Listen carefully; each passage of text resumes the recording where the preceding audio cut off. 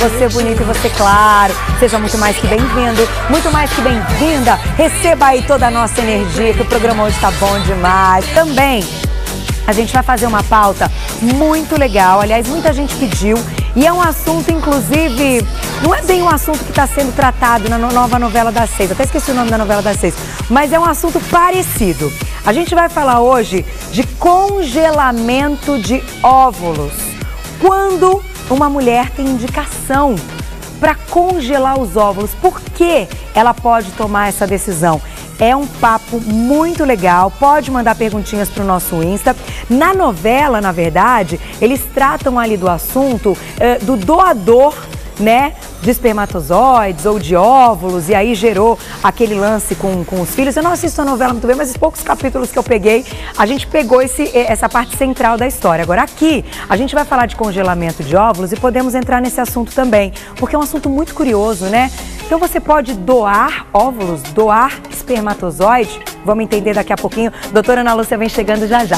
Mas agora a gente vai para um papo especialíssimo, um assunto que tá aí, a gente tem que ter orientação, inclusive para a gente ter indicação, para a gente ter, saber procurar por isso. Nosso papo hoje é sobre congelamento de óvulos e a gente convidou ela, que eu adoro sempre bater um papo, que ela explica muito bem, doutora Ana Lúcia Beltrame, que é ginecologista, obstetra e especialista em reprodução humana. Bem-vinda mais uma vez. Prazer sempre tê-la aqui. Fique à vontade. Hoje é o Dia Mundial da Saúde? Hoje é. Juro, olha só, a diretora acabou de me contar que hoje bacana. Hoje é. Olha, e vocês, claro, estão sempre preparados, né? Não só para passar a informação aqui no ar, mas para os pacientes, né? Quando o médico pratica a medicina de fato, né, doutora? É verdade, Carol. Então, queria começar o nosso papo. Daqui a pouquinho a gente vai mostrar um vídeo interessantíssimo para vocês entenderem como é realizado esse procedimento. Queria abrir o papo te perguntando o seguinte, congelamento de óvulos, um assunto polêmico. A gente pode considerar isso algo novo, uma novidade, ou já tem alguns anos que a gente tem aí essa oportunidade ou essa possibilidade de congelar os óvulos? Olha, Carol, o congelamento de óvulos, antes ele era considerado uma técnica experimental porque ele era realmente muito novo. Tá. Atualmente não é mais uma técnica experimental. Então a gente já tem resultados excelentes. É uma ótima alternativa para quem, por exemplo, vai ser submetido a algum tratamento que vai prejudicar os óvulos, como, por exemplo, tratamentos oncológicos, quimioterapia, radioterapia. Tá. É uma ótima alternativa também para aquelas mulheres que não têm parceiro, né? Que estão chegando perto ali dos 35 e não tem ainda uma perspectiva de engravidar, né? Para mulheres que têm histórico de menopausa na família, menopausa precoce na família, né? Então, porque existe então a menopausa precoce? A menopausa precoce é considerado quando a parada da menstruação ela acontece antes de 40 anos de idade. E a gente sabe que existe um histórico familiar que contribui para acontecer isso com algumas mulheres. Então, se você tem algum parente, a sua mãe, a sua tia, a avó, que entrou em menopausa precoce, não necessariamente você vai entrar em menopausa precoce, mas é importante que você vá ao ginecologista para que se faça uma avaliação da sua reserva ovariana, ou seja, de quantos óvulos você tem e se existe uma predisposição aí a que aconteça essa menopausa precoce. Então, se a pessoa não tiver em nenhum desses casos, por exemplo, o lance de não ter um parceiro e já está numa idade um pouquinho avançada, não vai fazer nenhum tratamento. Tem aquele lance também de não querer ter o filho no momento, porque quer trabalhar, né? Quer se dedicar mais ao trabalho, à profissão por mais tempo. Agora, se a mulher não tiver na família ninguém com essa menopausa precoce, é possível numa consulta de rotina o médico perceber que ela tenha menos óvulos ou não? Ela tem que fazer um exame para descobrir isso? Sim, então durante a consulta ginecológica a gente consegue avaliar a reserva ovariana através de alguns exames. Quais são esses exames? Através de um exame de sangue, que a gente consegue dosar um hormônio que é produzido pela nossa hipófise, que é uma glândula que fica dentro da nossa cabeça que chama-se FSH. Então níveis elevados de FSH podem traduzir aí uma tendência a uma menopausa mais precoce. Um hormônio, a dosagem de um outro hormônio que é feito do sangue, que chama-se hormônio antimileriano, que ele é produzido pelas células que envolvem o óvulo. Então, quanto menos hormônio antimileriano, menos óvulos essa mulher tem. Tá. E um ultrassom que é realizado durante a menstruação da mulher, que através desse ultrassom a gente consegue avaliar os ovários, contar o número de folículos, que são aquelas bolsinhas que contêm os óvulos, e daí, através desses 3 parâmetros, junto com a história clínica, a gente consegue dizer se essa mulher ela tem mais chance ou menos chance de entrar em falência ovariana, ou seja, de uma menopausa precoce, ou uma diminuição dessa reserva ovariana mais precocemente. Então, essas são as indicações para uma mulher pensar na possibilidade de congelar os óvulos. Sim. Vamos colocar uma perguntinha na tela, que estão chegando várias. Eu sabia, esse assunto é polêmico, é muito bom, mas tem que ter todo mundo informado, hein? Poliana sempre escreve pra gente, um beijo pra você. Por quantos anos esse óvulo pode ficar congelado? O processo preserva as características sem os envelhecer? Que pergunta excelente. É muito boa. Vou dar um recadinho e já volto para responder a pergunta dela. E nós vamos então mostrar como é esse procedimento numa ilustração muito legal. Volto já pra gente continuar. Essa que a gente viu aí, Carolina Ferraz também, ó, 45. Quase tendo filho, Nossa. hein? Uau, esse também é outro assunto, né, doutora? Mas vamos então responder a perguntinha da Poliana. Ela pergunta aí essa relação do envelhecimento do óvulo. Então, quanto tempo ele pode ficar congelado e ele vai ser preservado? Então, essa é uma ótima pergunta. O tempo de congelamento é indeterminado. Ah, é? Pode ficar congelado para sempre. E o interessante é que a qualidade do óvulo, ou seja, as características do óvulo naquela idade que a mulher congelou, elas ficam preservadas. Então, por exemplo, se você congela seu óvulo aos 33 anos e encontra seu parceiro ou resolve engravidar aos 40, o seu óvulo, ele vai ter a idade de 33 anos e sua chance de engravidar vai ser igual de uma mulher de 33 anos e não igual de uma mulher de 40 anos. Entendi. Independente se o corpo, o útero é de uma mulher de 40 anos. Felizmente, o útero ele não sofre os problemas do tempo, né? Então, a gente, na verdade, o que sofre o problema do tempo é em relação ao óvulo, né? A gente vai diminuindo a quantidade e, infelizmente, também a qualidade dos óvulos progressivamente vai sendo prejudicada. Olha, gente, então essa alternativa do congelamento é muito interessante. Vamos passar um vídeo, então? Vou pedir para a doutora Ana Lúcia explicar para a gente como é, então, esse processo, para a gente entender o ponto de partida, né? O que vai acontecer com essa mulher, né? Então, quando a gente vai congelar os óvulos, primeiramente o que a gente faz é estimular a ovulação. Então, aí no vídeo a gente consegue observar vários folículos, que são aquelas bolsinhas que contêm os óvulos, sendo estimulados, porque normalmente a gente vai liberar um óvulo que fica dentro dessa bolsinha por mês. Quando a gente estimula, e esse processo ele vai durar aproximadamente de 10 a 12 dias, vai ter mais óvulos. Para a gente fazer a coleta de óvulos, que está demonstrando aí no vídeo, como que a gente faz? A mulher ela é sedada, como se fosse fazer uma endoscopia. Isso é feito em ambiente hospitalar ou então em clínicas, em ambiente cirúrgico. A gente vai com ultrassom por via transvaginal, esse ultrassom é acoplado numa agulha. A gente entra com a agulha no ovário e aspira o líquido folicular. Como a gente viu aí na imagem. Exatamente. Que interessante isso.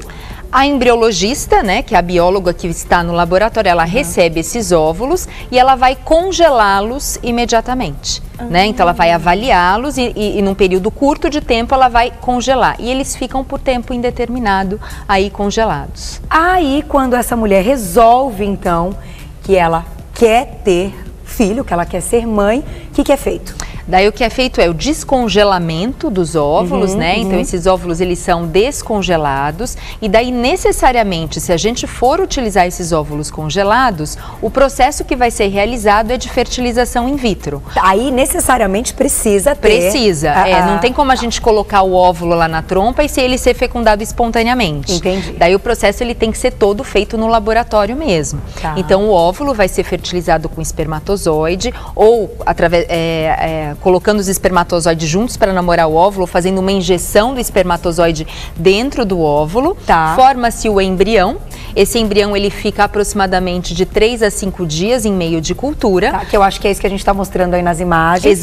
Aí o que está acontecendo na imagem é a fertilização do óvulo pelos espermatozoides, Olha né? só. Então a gente coloca o óvulo para namorar com os espermatozoides. Isso é muito legal. E daí sai daí um óvulo fertilizado, um embriãozinho. E esse embrião, ele fica, olha, o que tá mostrando já é um óvulo fertilizado, que ele vai começar a se dividir. Tá. Ó, e daí essa divisão, ela acontece no laboratório em meio de cultura. A embriologista vai avaliando e quando eles estiverem prontos, é o que está mostrando no vídeo, a gente vai colocar os embriões dentro do útero e daí é um processo indolor, que não necessita de uma sedação como a coleta de óvulos. Tá. E depois de 9 a 12 dias, dependendo da fase que o embrião é colocado dentro do útero, a gente sabe se ocorreu a gravidez. E aí, gente, parabéns, Camilinha, que impecável ficou. Foi ótimo, esse vídeo da Camila. Vocês viram isso? Não precisa nem imaginar, a gente viu, né, o passo a passo. E isso ocorre em quanto tempo? Então, você comentou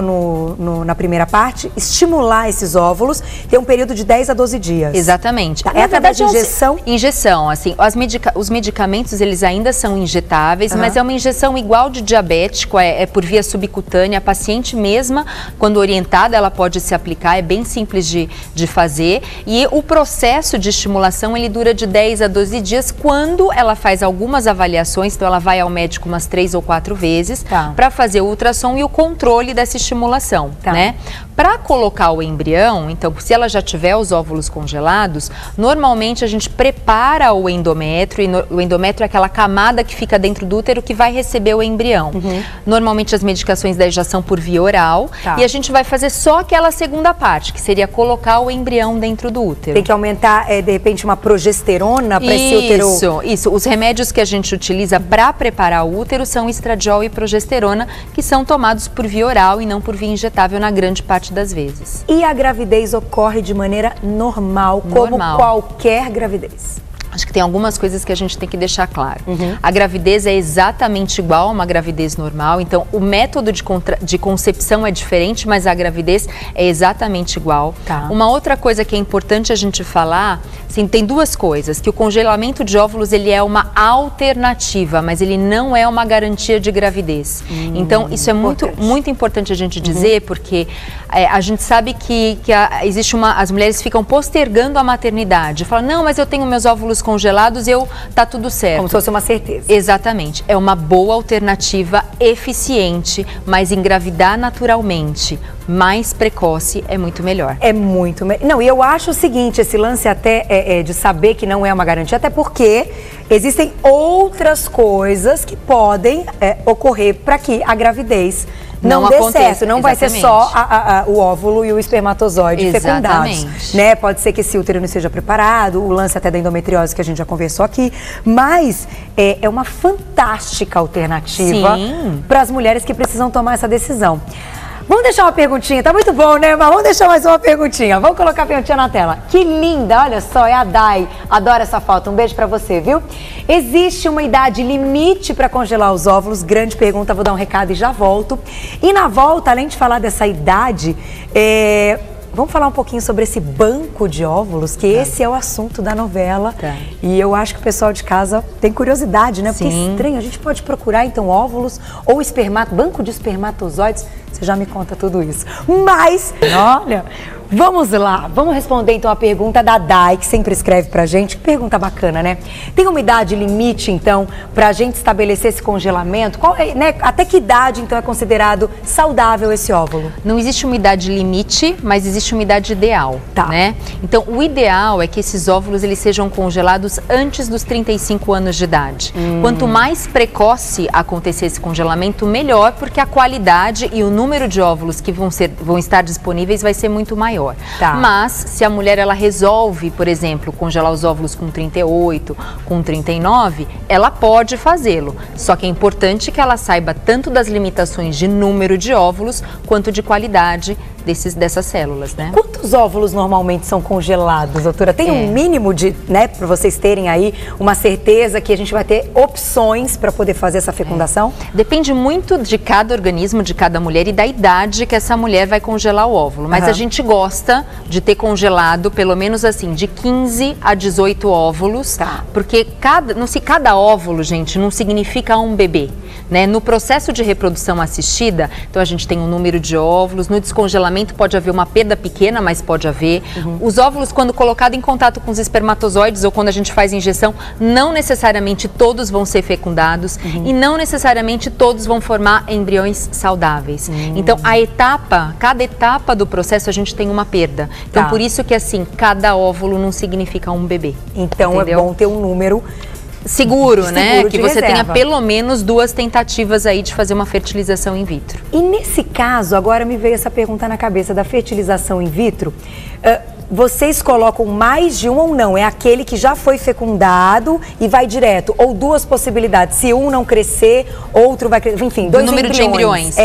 O número de embriões vai depender da qualidade desses embriões e da idade da mulher. E, claro, da vontade do casal, né?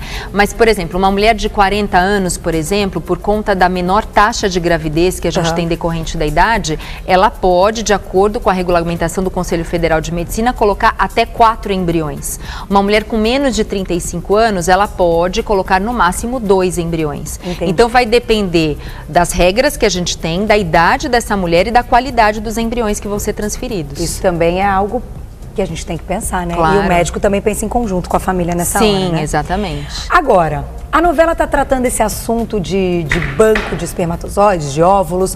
Eu não sei a história exatamente, acho que a doutora também não está acompanhando. Mas eu sei que está rolando esse assunto. Está rolando o assunto e tanto que o que foi o doador dos espermatozoides tem vários filhos. Então. E eu acho que nem ele sabe que ele está com tanto filho, acho que ele sabe de um ou outro. Eu não sei se a Lilzinha está acompanhando. Nesse caso, como é algo hoje que tem uma lei por trás, temos aí uma legislação para cobrir. É possível, então, doar óvulos e espermatozoides e uma mulher que não tenha, que tenha tido algum problema, buscar óvulos nesse banco de óvulos? Sim, na verdade, assim, no Brasil acontece de forma diferente, né? Então, cada país tem a sua legislação, a sua regulamentação, de acordo com a cultura e com os preceitos da reprodução assistida. No Brasil, o que acontece? Toda a doação, seja de esperma, de espermatozoide ou de óvulo, ela tem que ser anônima. Né? Então, uma mulher, ela pode doar óvulos, mas a mulher que está recebendo esses óvulos não sabe de quem ela doou. E a mulher que está doando os óvulos, ela pode doar, mas ela não sabe para quem vai doar. Diferente dos Estados Unidos, que se você digitar lá Egg Banking, né, que é banco de óvulos, você vai ter uma lista e vai ter o rostinho de cada menina e você pode escolher de óvulo de quem você quer. No Brasil não é assim. Nossa, né? Que difícil saber uma... Eu acho difícil. Você tem alguma opinião sobre Olha, como eu acho que o jeito anônimo é o jeito mais seguro que tem, porque a gente não sabe se eventualmente aquele casal que recebeu um óvulo doado, ele vai querer expor isso para a sociedade ou para o filho, a gente não sabe. Entendi. E a gente não sabe qual vai ser a reação daqui a alguns anos daquela moça que vai doar os óvulos. Do meu ponto de vista, eu acho que anônimo é o melhor jeito que tem, entendeu? Só que, e também não tem caráter lucrativo, ou seja, você não pode vender seus óvulos, você pode doar espontaneamente. Por exemplo, se uma mulher está fazendo um tratamento e ela é jovem, ela tem 28 anos, ela vai ter muito mais óvulos do que ela precisa, né? Porque ela vai poder transferir no máximo 2 embriões. Ela pode doar óvulos para alguém. Então, ela consegue se beneficiar, porque muitas vezes esses tratamentos, eles são custeados pela pessoa que recebe esse óvulo, mas ele é anônimo e ela não está recebendo dinheiro para isso. Entendi. Ou então, se alguém resolve doar os óvulos para ajudar algum casal que está precisando, alguma mulher que não tem os óvulos, ou porque é mais velha, ou que tem algum problema no ovário, enfim, ela pode doar esses óvulos anonimamente e sem receber nada em troca. Olha só que interessante. E com os homens é a mesma coisa? É a mesma coisa. Banco de espermatozoides. Banco de espermatozoides. E aí se congela também os espermatozoides. Se congela os espermatozoides. É muito mais fácil a gente ter sêmen disponível do que óvulos disponíveis. Entendi. Porque para a mulher disponibilizar esses óvulos, ela tem que passar por um tratamento. Para a parte dos homens, obviamente a gente não vai entrar em detalhes, mas todo mundo sabe como funciona. Então pode ser que uma pessoa que tenha se colocado à disposição para doar esse espermatozoide nem tenha ele congelado, ele vai até o local, a clínica, e eles escolhem, enfim, da maneira como é feito. Exatamente. Quando o homem vai fazer um exame, inclusive, para ver contagem de espermatozoides. É como se faz um jeito. espermograma, exatamente. Ah, entendi. Assunto polêmico, né, doutora? Eu acho Mas que assim, você acha que as pessoas estão recorrendo bastante a isso? Eu acho que ainda existe um tabu em relação à infertilidade e métodos de reprodução assistida. Mas hoje em dia, com a informação e tudo mais, as pessoas elas estão perdendo um pouco esse tabu. E eu falo para os pacientes o seguinte: tem muito casal que vem me procurar e fala assim, mas eu acho que eu não sei se eu estou fazendo certo o tratamento, porque Deus não quer que eu engravide. Eu falo, gente, infertilidade é uma doença como um câncer, por exemplo, como outra qualquer, e tem tratamento como outra qualquer, né? Então, o mesmo Deus, as mesmas crenças que te dão a oportunidade de fazer um tratamento por câncer ou por alguma infecção, é a mesma coisa em relação à infertilidade. Existe, né? A possibilidade. Existe a possibilidade. A medicina evoluiu. E por que não utilizá-la, né? Verdade, é verdade. E olha, gente, no final, o que eu acho disso tudo é um assunto muito interessante. Acho que as mulheres têm que estar bem atentas para pensar nessa alternativa, se querem postergar um pouquinho mais até para ter filho. Mas depois... é filho. Exatamente. É filho do mesmo jeito. Se foi feito aí um procedimento para você engravidar, como esse que a gente comentou aqui, não importa. Não, é igual. Vai ser pai, vai ser mãe do mesmo jeito. O amor é tão incrível, tão intenso quanto qualquer outra gravidez que foi de método natural. Sem dúvida. E eu só posso te agradecer. Obrigada sempre. A você, Carol. Sempre um prazer receber a doutora Ana Lúcia, a gente bate muito papo. E olha, quem quiser saber mais, tirar mais dúvidas, tem o site da doutora Ana Lúcia, que ela alimenta sempre com muitos textos e muita coisa bacana, que é o anabeltrame, tudo junto.com.br, anabeltrame.com.br. No Facebook também tem lá doutora Ana Lúcia Beltrame. Tudo é o nome completo no Face para você seguir mais dicas. Lembrando que a doutora é ginecologista, obstetra e especialista em reprodução humana. Obrigada mais uma vez, estava com saudades. Também, Carol. Tenho que voltar já no consultório, tá vendo? Olha lá, a gente vê a médica, já lembra que tem que voltar. Obrigada. Beijo!